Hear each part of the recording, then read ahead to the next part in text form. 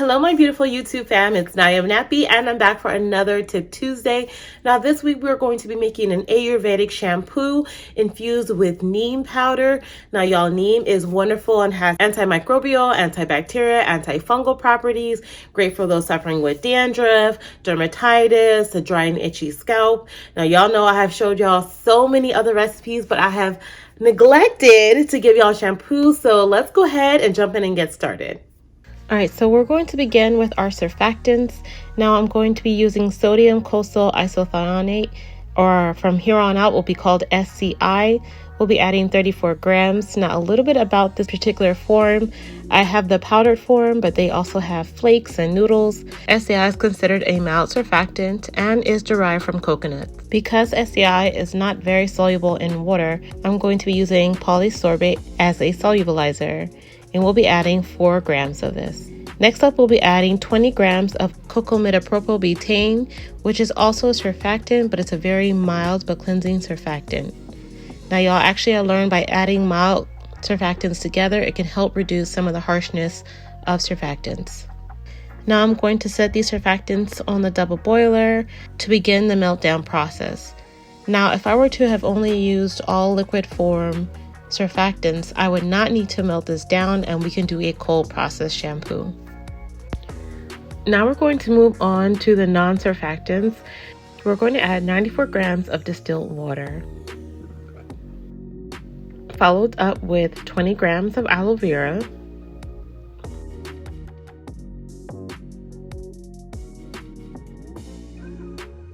and then we'll add 4 grams of panthenol.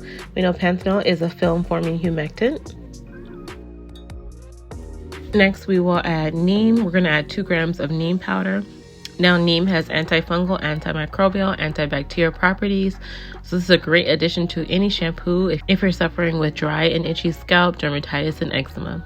Next up, we'll be adding another humectant, and that's glycerin. We'll be adding 8 grams. So next up is Polyquat 7. We're going to be adding 6 grams of this. Now, Polyquat is actually a humectant and a conditioner, so it helps to impart conditioning and moisturizing properties by drawing water into the environment. So by adding this triple humectant effect, we are really locking in some serious moisture. Now, while heating up my surfactants, I realized I left out my cocamide DEA. Now, this is a non-ionic surfactant derived from coconut fatty acids. Now, this helps to improve the density, body, and stability of foam. It also adds a nice slippery feel to your shampoos, allowing a little bit of detangling properties. This will also help to thicken up any mixture. Now, we're going to heat this on the stove until the surfactants have begun to melt. And then we're going to set that off and then pour our non-surfactant phase into our surfactant phase and continue to stir.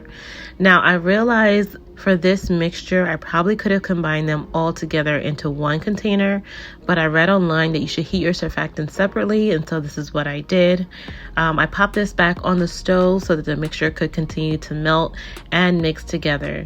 Now, y'all, you do not want to stir this mixture wildly. You don't want to use your immersion blender because this will create an insane amount of bubbles that will never go away. So we're going to just gently stir this mixture with a knife or a fork to allow it to combine gently with our non-surfactant phase. This takes about 10 to 15 minutes.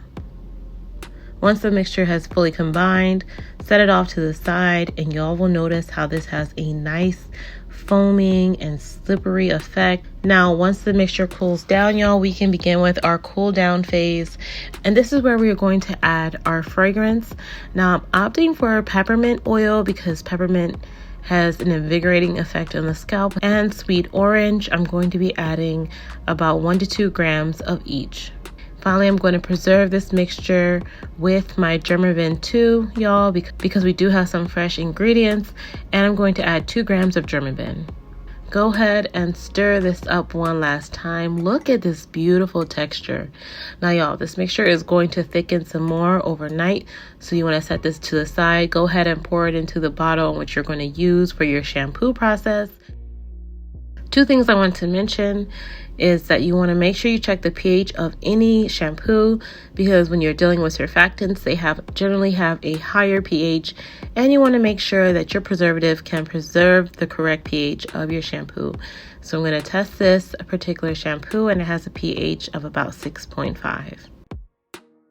All right, y'all, so go ahead and set this aside, go to sleep, and wake up. Now you're ready, right?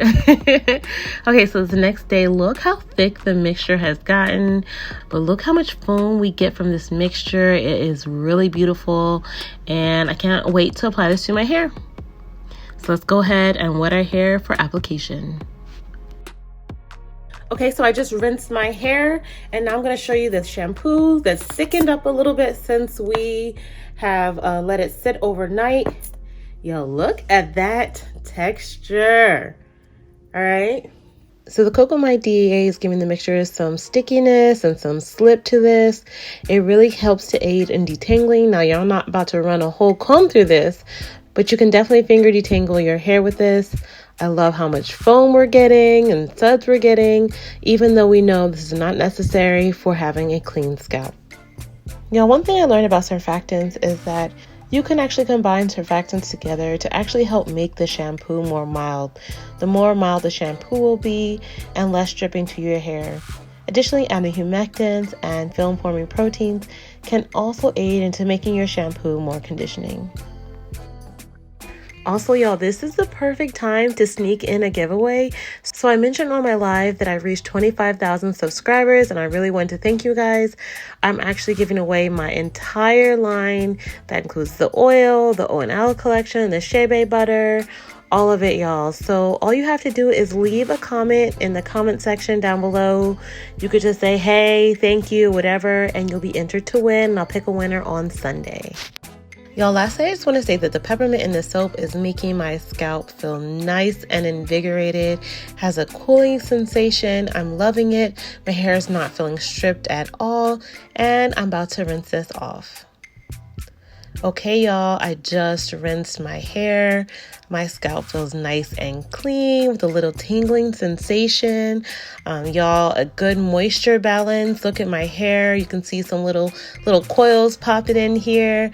Now, of course, y'all, I'm going to use my deep conditioner, put this on my hair, and sit under the steamer for about 30 minutes.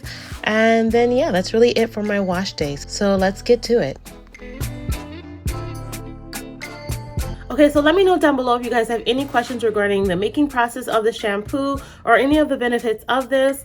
And don't forget to subscribe and share with any of your friends. And stay tuned for next week as we learn about some new Ayurvedic herbs. If you missed last week's video on the Ayurvedic mask that can strengthen your hair, help fight hair fall, breakage, and increase moisture, then click the video right here, okay?